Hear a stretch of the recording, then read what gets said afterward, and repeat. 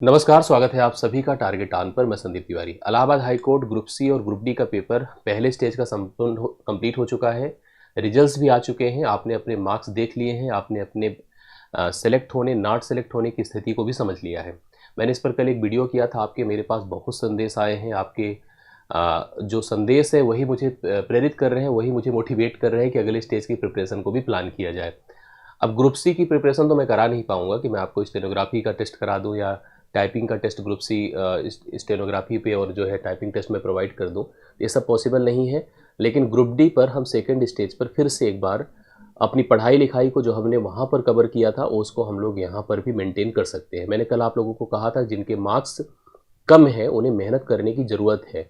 Selection भले आपका हुआ है। अगर हम देख रहे हैं कि लगभग 9,000 लोगों को बुलाया गया है 1600 कुछ पदों पर, तो 5 गुने से अधिक पदों पर अगर अभ्यर्थियों को बुलाया गया है एक पद पर, मतलब 5 लोगों को, तो जाहिर सी बात है कंपटीशन है। हम कहीं से भी किसी को कम नहीं समझ सकते हैं। हमें अपनी प्लानिंग, अपनी तैयारी को बहुत ही स्टैंडर्ड और बहुत ही अच्छी बनानी पड़ेगी, तभी हम जा कर के इसमें सिलेक्शन अचीव कर पाएंगे। मैं आपकी मैथ्स की तैयारियों को जो सही रूप देना है उसको लेकर के मैं आपके सामने फिर से हूँ। उम्मीद है कि आपने हमसे पहले स्टेज की भी प्रिपरेशन करी थी। अगर वो किया था तो आपको बहुत ही बेनिफिट उसकी मिलने वाली है। उसकी जितनी भी कॉन्सेप्चुअल क्लासेस थी जिसको आपने पढ़ा था उसको फिर से रिवीजन पर रख सकते हैं। आपके पास समय है 1-2 महीने का, आपको हेल्प करेगा।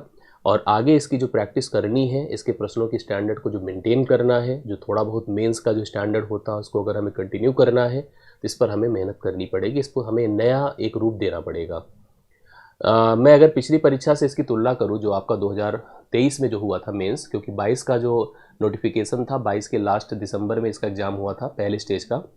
दूसरे स्टेज का एग्ज़ाम 2023 के अप्रैल में हुआ था। हम लोग उस समय के पेपर पैटर्न को इस बार से कंपेयर कर तो सकते हैं लेकिन पूरी तरह से नहीं कर सकते हैं, क्योंकि जो अपना पहला स्टेज हुआ है कंपेरेटिवली उससे काफ़ी लेस स्टैंडर्ड का था, मतलब लो लेवल का था। उधर तो आपका जो लेवल था 2022 वाला वो काफ़ी हद तक मतलब स्तरीय था। उसके सवाल अगर आप मेंस के देखेंगे तो आपको लगेगा कि स्टैंडर्ड है। हम सभी प्रकार की परीक्षाएं जो अभी तक की हो चुकी हैं इसकी, उन सभी के मेंस एग्ज़ाम का पैटर्न हम लोग समझते हैं। और मैं आपको बता दूं कि किसी भी तैयारी का जो सबसे पहला तरीका और सबसे स्टैंडर्ड तरीका माना जाता है वो यही होता है कि आप प्रीवियस ईयर पैटर्न को फॉलो करें। मैं एकदम से नहीं कह रहा हूँ कि 2022 वाला ही फॉलो करें, लेकिन कहीं से किसी चीज़ को छोड़े भी ना, ये भी बहुत ज़रूरी होता है। क्योंकि एक मौका अगर मिला है कि स्टेप क्रॉस करके आगे बढ़ने का, तो क्यों हम कोई ऐसी कमी रखें, क्यों ऐसा कोई कंप्रोमाइज़ करें कि हम सेलेक्ट होने से रह जाएं। हम इधर उधर में किसी की बातों में आकर के अगर हमने अपनी तैयारी को थोड़ा कमज़ोर कर दिया तो हम कंपटीशन में रह जाएंगे। और इतना मतलब अगर एक मौका मिला है हमें सेकंड स्टेज पर जाने का और अपने आप को सफल बनाने का, तो हमसे दूर हट जाएगा। तो इसलिए आपको अपनी तैयारी को बहुत ही सशक्त बनाना है, बहुत ही अच्छा बनाना है। कंपैरिजन हम लोग कर सकते हैं जो पुराने जितने भी पेपर हुए 18 के, 19 के, 20 के, जो जब पेपर हुए हैं आपके इलाहाबाद हाई कोर्ट के, सभी प्रीवियस ईयर पेपर को आप लोग निकाल लीजिए। हालांकि मैं सबके प्रीवियस ईयर पेपर हल करवा दूंगा। जितना भी मेंस एग्जाम का पेपर अभी तक का हुआ है मैं सारे पेपर आपको सॉल्व करवा दूंगा, ये मेरा वादा है आपको। मैं एक पेपर पैटर्न ले रहा हूँ, उसी से मैं टॉपिक डिक्लेयर करता हूँ कि किस टॉपिक पर आपको आज से काम करना पड़ेगा और कैसे सवाल का पैटर्न लेना पड़ेगा। दो चीज़ें हमें ध्यान देनी है, टॉपिक का नाम दिमाग में रखना है और टॉपिक से सवाल का जो नेचर है उसको दिमाग में रखना है। हालांकि मेरा काम है मैं आपको सवाल दूं, मैं आपको सवाल सॉल्व करवाऊं, लेकिन आपको भी कुछ चीज़ें अपने स्तर पर मेंटेन करके चलना है। ऐसा मत सोचिए कि कोई हमको आए सब चीज़ें हमारे सामने प्रेजेंट कर दे तभी हम बेहतर कर पाए। नहीं, ये आपकी जिम्मेदारी है। आपको ऐसी अचीव करना है, आपको सफल होना है। आप अपने स्तर पर चीज़ों को प्रेजेंट करिए। कल को मेरे साथ कोई प्रॉब्लम हो जाए, मैं ना कर पाऊँ, ना समझा पाऊँ, हाथ जुला करके अपनी प्रिपरेशन को प्लान करना है। तो सबसे पहला काम, एक चीज़ और मैं आपको ज़रूर कहूँगा, क्योंकि आप मुझसे जुड़ रहे हैं तो मैं आपसे चाहूँगा कि आप मुझसे प्रॉपर जुड़ें। ठीक है, प्रॉपर जुड़ने का मतलब ये होता है कि आप चैनल पर नए हैं तो सब्सक्राइब कर लें, वीडियो अच्छा लगे तो उसे लाइक शेयर ज़रूर कर दें। ठीक है, ये हमारे लिए मोटिवेशन है। हम और आपसे कुछ नहीं मांग रहे, कोई फीस पैसा नहीं मांग रहे, बस इतना ही आपसे रिक्वेस्ट करते हैं कि आप सब्सक्राइब कर लें, लाइक कर दें, शेयर कर दें। डिस्क्रिप्शन में टेलीग्राम ग्रुप है उसको ज्वाइन कर लें। हमारी आपकी कनेक्टिविटी बनी रहे। अगर आपको कुछ भी लगे हमको सजेशन देने की, आपको कुछ भी लगे सुझाव देने की, तो आप हमें कमेंट्स करें, हम उस पर फॉलो करें और उसके अकॉर्डिंग हम आपसे आगे की एक्टिविटी में आपको शामिल कर सके। इन सब बातों को हम लोग यहाँ पर प्लान करते हैं। ठीक है, ये टेलीग्राम ग्रुप है जिसको जरूर ज्वाइन किए रहिएगा। अब आगे थोड़ा सा एक पेपर हम उठाते हैं। पेपर हमने लिया है, देखिए कब का, ये पेपर आपका 2023 का है। समझिएगा 2023 का। मैं यहीं से आपके टॉपिक मेंशन करना शुरू करता हूँ। सबसे पहले देखिए आपको जो सवाल मिला है उसका लेवल भी आप देखिए, इस लेवल भी डाउन नहीं है। अगर लेवल को अगर हम नोटिस करें तो लेवल अपने स्तर पे काफ़ी स्टैंडर्ड है। जैसे देखिए एक सवाल आपका पार्टनरशिप का है, ध्यान से देखिएगा, पार्टनरशिप मतलब साझेदारी का। तो साझेदारी वैसे भी आपकी परीक्षा का एक बहुत महत्वपूर्ण भाग है, और साझेदारी किस सवाल को अगर आप देख रहे हैं, अच्छा मैं केवल वही नहीं, अब आपको लगेगा कि एक पेपर को देख करके ही हम सारी तैयारी, नहीं, इतना तो हमें अनुभव है कि हम एक पेपर को देख लेंगे, हमें पता चल जाएगा कि जो टॉपिक मिसिंग है, जो नहीं पूछा गया है, वो भी पूछा जा सकता है, जो टॉपिक पूछा जा रहा है उससे और क्या संभावना बन सकती है, इस पर भी मैं बात कर रहा हूँ। साझेदारी का सवाल काफ़ी अच्छा है, मतलब ऐसा नहीं कि बहुत लो लेवल ग्रुप डी का सवाल है। अब ग्रुप डी के स्तर पर अगर देखा जाए तो सवाल स्टैंडर्ड है, पुलिस के एग्जाम तक ऐसे सवाल पूछे जाते हैं, ठीक है, हाई स्तर पर भी ऐसे सवाल पूछे जाते हैं। PQRS किसी व्यवसाय में साझेदारी करते हैं, P पूंजी का 1/3 अंशदान करता है, Q पूंजी का 1/4 करता है, R 1/5 करता है, शेष धनराशि C अंशदान करता है। तो मतलब सवाल का अपना एक लेवल है, ऐसा नहीं कि सवाल इतना आसान है या इतना ईजी है कि हम जनरल यहाँ पर बता दें और जनरली हम इसको समझा दें और कंफर्म कर दें, इतना भी ईजी यहाँ पर नहीं है। आइए हम लोग इस साझेदारी को समझते हैं। अगर साझेदारी आपको पढ़ना है तो साझेदारी के साथ साथ आप एज को भी पढ़िए, ठीक है, एज के साथ साथ आप रेशियो भी पढ़िए, आपको मिश्रण भी पढ़ना चाहिए। ये 4-5 टॉपिक तो आपको एकदम नोट कर लेना चाहिए कि आप मिश्रण भी अच्छे से पढ़िए, रेशियो भी अच्छे से पढ़िए, एज भी अच्छे से पढ़िए, और साझेदारी तो पढ़ना ही पढ़ना है क्योंकि सवाल आपसे पूछा जा रहा है। हम दूसरे सवाल पर आपको लेकर चलते हैं। तो दूसरा सवाल देखिए और आपको रियलाइज होगा 4 टॉपिक मैंने वहाँ पर लिखा, ठीक है। दूसरा सवाल हमारे पास क्या है, इसको देखिएगा। दूसरा सवाल एक LCM का है, LCM एंड SCF का है। जैसे इसमें सवाल ऐसे हमेशा घंटियों का पूछा जाता है कि 3 घंटियों की बीप क्रमशः 48, 72 और 108 सेकंड के बाद में सुनाई पड़ती है। प्रातः 10 बजे तीनों घंटियाँ एक साथ बीप की ध्वनि सुनाई पड़ती है, तो उसके कितने घंटे बाद या मिनट या सेकंड्स बाद तीनों घंटियाँ एक साथ बीप करेंगी। तो यहाँ पर हमें LCM निकालना पड़ता है, 10 के आगे उसको बढ़ाना पड़ता है। तो समय को पता करने के लिए हमें LCM अप्रोच करना पड़ता है। इस बात को आप दिमाग में रखिए, LCM और SCF इसका एक पार्ट है जो आपको अच्छे से तैयार करना होगा। एवरेज भी आपको तैयार करना होगा, इसको भी आप नोट कर लीजिएगा, ठीक है। ये 2 टॉपिक LCM SCF काफ़ी स्टैंडर्ड होता है, जो डिविजिबिलिटी बेस्ड होता है। विभाज्यता का नियम आपको आना चाहिए और साथ साथ LCM SCF आना चाहिए, और एवरेज तो आपको पढ़ना ही पड़ेगा। हालांकि सवाल हो सकता है आगे आपको मिल जाए, एवरेज पर भी सवाल मिल जाए, ठीक है। नोट करते चलिएगा सारे पॉइंट्स को। टाइम एंड वर्क, अब आप देखिए यहीं पर, तो टाइम एंड वर्क का सवाल यहाँ पर मतलब अच्छा है, भी कोई ख़राब सवाल नहीं है, लो नहीं है, मेंस का सवाल भी है। हाँ मैं मानता हूँ कि 2023 का जो पेपर हुआ था वो इस पेपर से काफ़ी स्टैंडर्ड था उसका, लेकिन हम उसके पैटर्न को तो ले ही सकते हैं, पढ़ सकते हैं। एक दिन में 8 काम करते हैं, जो भी है हम लोग फिलहाल टाइम एंड वर्क लिख रहे हैं। टाइम एंड वर्क लिख रहे हैं तो निश्चित तौर पर आपको नल टंकी से भी सवाल फेस करने को मिल सकते हैं।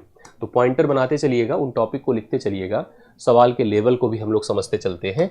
सवाल का लेवल भी अपने आप में काफ़ी स्तरीय है, ठीक है। अब देखिए सीधा सीधा यहाँ पर 2 रेखाओं के प्रतिच्छेद का सवाल आया। तो 2 रेखाएं जब एक दूसरे को प्रतिच्छेद करती हैं, 2 रेखाएं समांतर होती है, एक तिर्यक रेखा उसको प्रतिच्छेद करती है। तो इसका एक सेशन हमारे पास बहुत सारा होगा, वीडियो आप देख लीजिएगा, हालांकि मैं समझा दूंगा। अब ऐसे सवालों को हम ज्योमेट्री से लेते हैं, लाइन एंड एंगल से लेते हैं। लाइन एंड एंगल मतलब हम केवल लाइन एंड एंगल को ना समझ करके एंगल भी समझे, ट्रायंगल भी समझे, क्वाड्रिलेटरल भी समझे, मतलब कंप्लीट ज्योमेट्री हमें यहाँ पर डिटेल से देखनी पड़ेगी।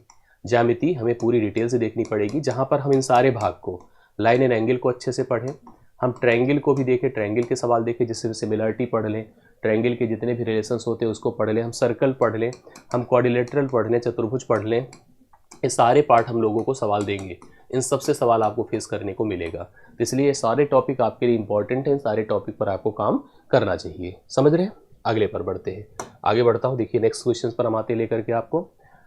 अब ये देखिए, कहने को ग्रुप डी है, लेकिन ट्रैगोनोमेट्री का सवाल आपको देखने को मिल रहा है, त्रिकोणमिति का।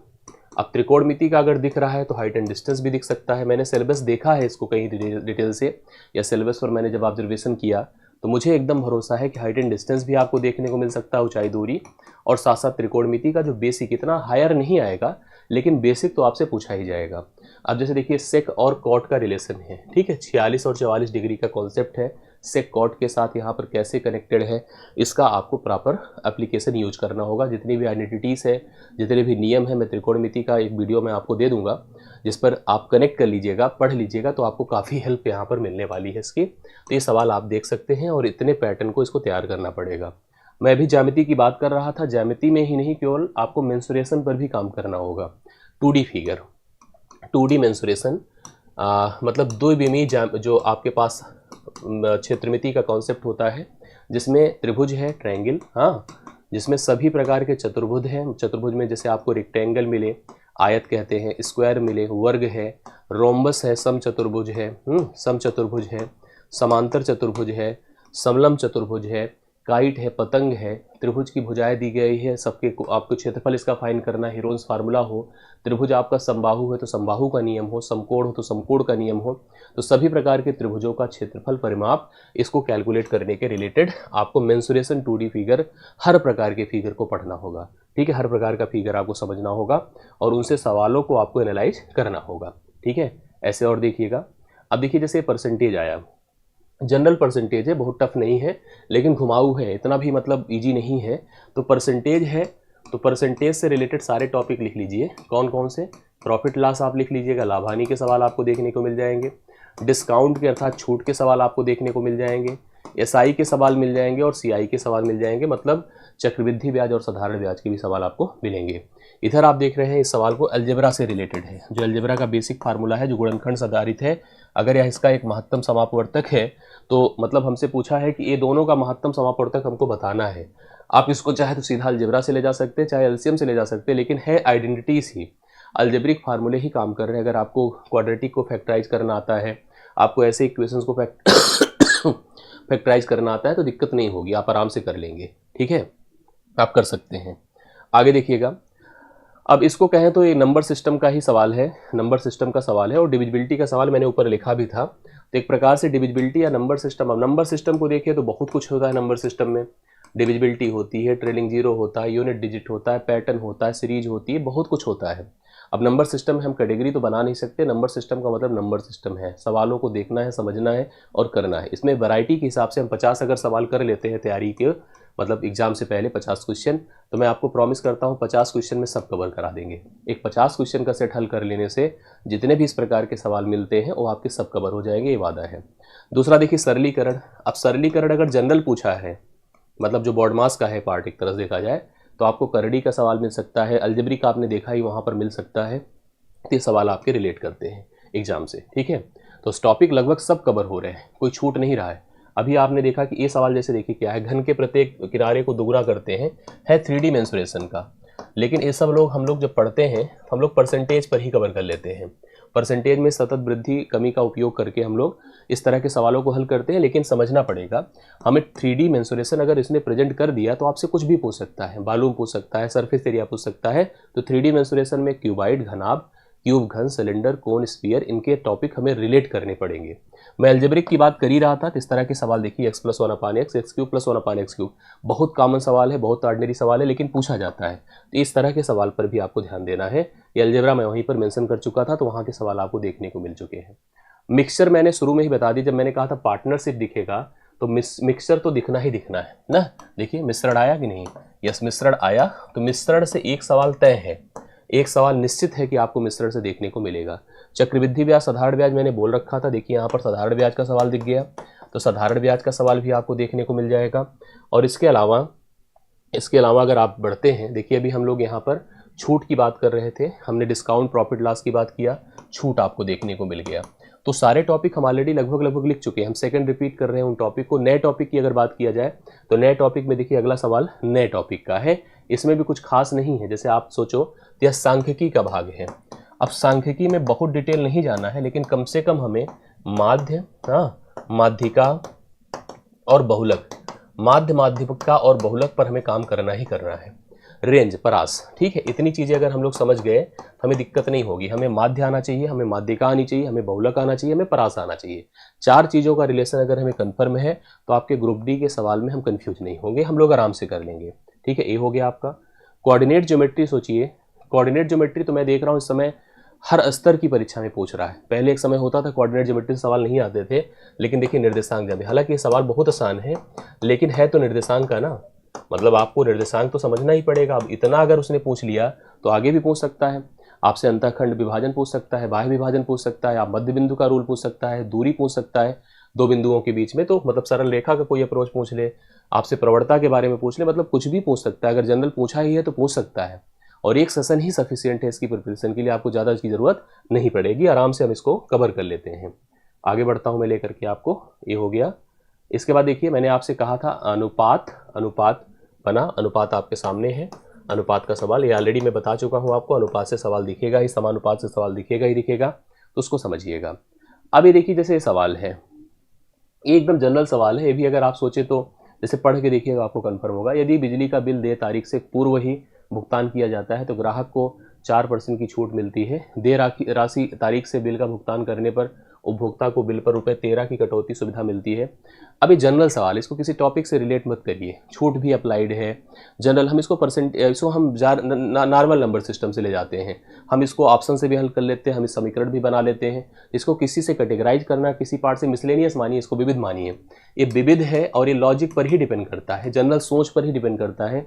अगर आप छोटी मोटी कैलकुलेशन जानते हैं, स्टेटमेंट को मिलाना जानते हैं, तभी से कर पाएंगे सवाल। और आप सोचो किसी कैटेगरी में जाकर इसको करें तो पॉसिबल नहीं है, ठीक है।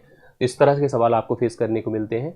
अब देखिए जैसे ये सवाल है, अब ये देखिए क्या है पता है, ये आपका एक प्रकार से है तो किस्त का कॉन्सेप्ट, लेकिन ये चक्रवृद्धि ब्याज का सवाल है और जनरल सवाल है। किसी व्यक्ति ने कुछ धनराशि कर्ज के रूप में ली और पहले वर्ष के अंत में 3150, दूसरे वर्ष के अंत में 4410 का अनुबंध किया। यदि चक्रवृद्धि ब्याज की दर 5% की दर है तो ज्ञात कीजिए उसे धनराशि कितने पैसे का कर्ज लिया था। अब सवाल तो नॉर्मल है तो कर्ज किस्त का ही कॉन्सेप्ट, लेकिन एकदम प्रॉपर किस्त नहीं है, इसमें भी लॉजिक ही है, इसमें भी चक्रवृद्धि ब्याज साधारण ब्याज का लॉजिक ही है। अगर लॉजिक निर्धारित कर लें तो हम लोग इसका भी सोल्यूशन आराम से कर लेंगे। लेकिन ग्रुप डी के जो अभ्यर्थी हैं, एस्पिरेंट्स हैं, उनके स्तर पे सवाल स्टैंडर्ड है, उतना आसान नहीं मान सकते हम लोग, तो करना पड़ेगा आपको मेहनत इस पर, ठीक है। ऐसे नहीं कितना आसानी से होने वाला है। 15 कलमों का लागत मूल्य 20 कलमों के विक्रय मूल्य की जनरल सवाल है लाभहानि का, सिंपल लाभहानि है, आप लोग कर सकते हैं संख्या बराबर करके। संख्या जब समान रहती है तुलना करना बहुत आसान होता है, बहुत आराम से हम ऐसे सवालों को करते हैं। इसके लिए आपको इसकी स्टडी करनी होगी, ठीक है। अब देखिए चाल दूरी समय भी आ गया, छूटा कुछ नहीं है, मतलब लगभग सारा टॉपिक है चाल, ठीक है, दूरी समय। अब चाल दूरी समय अगर लिख ही लिया हम लोगों ने तो ट्रेन छोड़ नहीं सकते हैं, ट्रेन को पकड़ना ही पड़ेगा, नावधारा लेना ही पड़ेगा, नावधारा के सवाल आने ही आने हैं।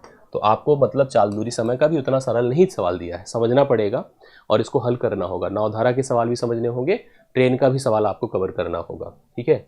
फिर देखिए जनरल एक भिन्न से या रेशियो से रिलेट करते वाला, मैं रेशियो को आपको पहले भी कह चुका हूँ, रेशियो आपके सामने रहेगा, रेशियो आपको फेस करना होगा। रेशियो के जितने भी अनुपात के कॉन्सेप्ट होते हैं वैसे भी आपको पता है, तुलना में रेशियो का इंपॉर्टेंस तो होता ही होता है। जनरल हल सवाल में आपको रेशियो का उपयोग दिख जाता है, ठीक है।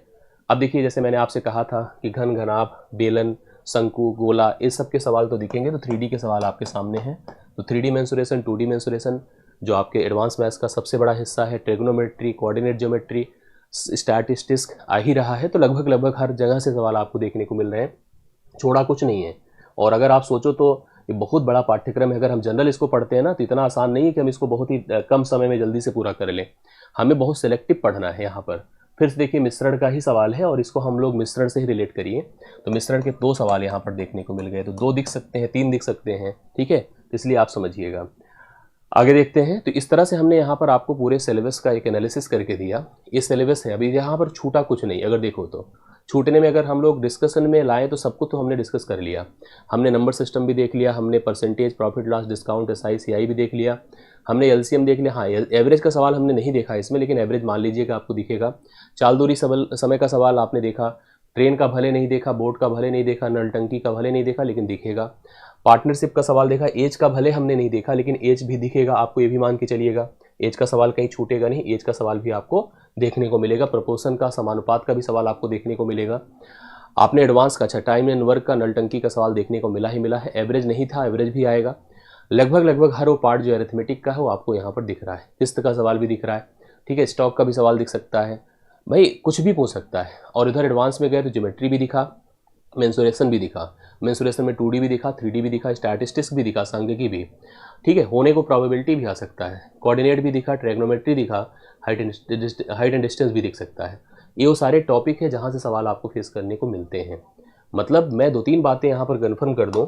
एक तो लेबल, ठीक है, देखो मैं एक मान रहा हूँ इस बार का लेबल। अब भाई देखो यहाँ पर कोई प्रेडिक्शन कैसे भी कर दे तो वो बहुत ही जायज़ नहीं होता, लेकिन ये मानता हूँ कि अगर स्टेज 1 पिछले की तुलना में स्लो था, मतलब डाउन लो था उसका, स्लो मतलब एक तरह से कम था, तो स्टेज 2 भी आपका उसी कंपेरिजन में आपको कम ही दिखेगा। और होना भी चाहिए, हम ग्रुप डी का ही तो पेपर दे रहे हैं, ये भी हमको सोचना पड़ेगा। ऐसा नहीं कि हम बहुत बड़े, मतलब ऐसा नहीं कि हमको बहुत स्टैंडर्ड हाई करके सवाल देना चाहिए। लेकिन फिर भी इमेंस है, स्टेज 1 की तुलना में सवाल आपको टफ दिखेंगे। स्टेज 1 की तुलना में सवालों का लेवल आपके लिए अच्छा रहेगा, तो इसलिए स्टेज 1 को एकदम मत मानिए कि स्टेज 1 ही है। तो आपको थोड़ा सा स्तर बढ़ाना पड़ेगा। कई चीज़ों को देखिए, आपको जो वहाँ नहीं दिखी थी यहाँ दिखने को मिल सकती हैं। तो हम एक प्लान, एक स्टडी का हम बनाते हैं और उस प्लान को हम लोग बनाकर उस पर काम करते हैं, जिसमें हम सबसे इम्पॉर्टेंट प्रैक्टिस रखते हैं, ठीक है। और प्रैक्टिस में भी सबसे पहले मैं आपको प्रीवियस ईयर से कवर कराना शुरू करता हूँ। जितने भी पेपर हैं जो अभी तक के हो चुके हैं मेंस के, पहले उसको हम लोग फाइनल करते हैं। वो जब डन हो जाए तो उसके बाद फिर हम लोग मिसलेनियस प्रैक्टिस करते हैं। मिसलेनियस ही करेंगे, डिपेंड करे अगर टॉपिक आप कहोगे, टॉपिक तो मैंने ऑलमोस्ट लगभग करा ही दिया था, मुझे जहाँ तक उम्मीद है स्टेज 1 पे, तो कॉन्सेप्ट तो सब कुछ मैं दे चुका हूँ आपको। केवल मुझे जहाँ तक अच्छा आपको लगे कोई कॉन्सेप्ट, आपको कोई टॉपिक जो मिसिंग है, जो नहीं समझ में आ रहा है, उसको मुझे बताइएगा, तो मैं उस पर अपडेट करूँगा। यहाँ पर केवल मिसलेनियस प्रैक्टिस की डिमांड है, लेकिन उस सब के पहले आपको पहली प्रायोरिटी देनी पड़ेगी PYQ पर। तो PYQ हम पहले कवर करते हैं, इसके बाद फिर मिसलेनियस पर आते हैं, ठीक है। मैं फिर आपसे कह रहा हूँ, आपको किसी कोर्स को परचेज करने की ज़रूरत नहीं, मेरा आप मानो, ठीक है। किसी जगह कोर्स मत खरीदो। जो आपने अगर स्टेज 1 में पढ़ा है, बस उसी को थोड़ा सा स्टैंडर्ड बनाकर प्रैक्टिस करिए। आप रियली अगर आपने पहला स्टेज क्वालिफाई किया तो ऐसे थोड़ी किया है भाई, आपने तो पढ़ा ही होगा ना। तो पढ़ा है तो उसी को फॉलो करिए, उसी को मेहनत करके अचीव करिए, और थोड़ा सा मतलब उसी में स्टैंडर्ड बढ़ा दीजिए, कोई दिक्कत नहीं होगी।